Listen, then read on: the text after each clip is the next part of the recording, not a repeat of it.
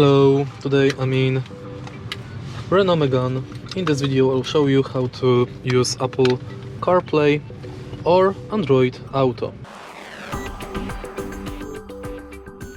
In the beginning, make sure that your smartphone is connected with car via USB cable. So let's do it.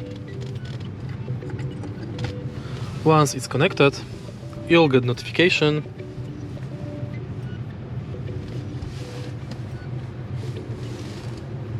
Confirm, continue, and it's done.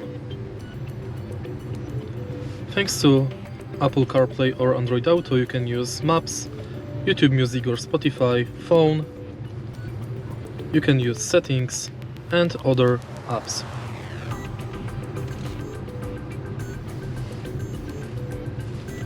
To disable Android Auto or Apple CarPlay, enter apps and select Renault.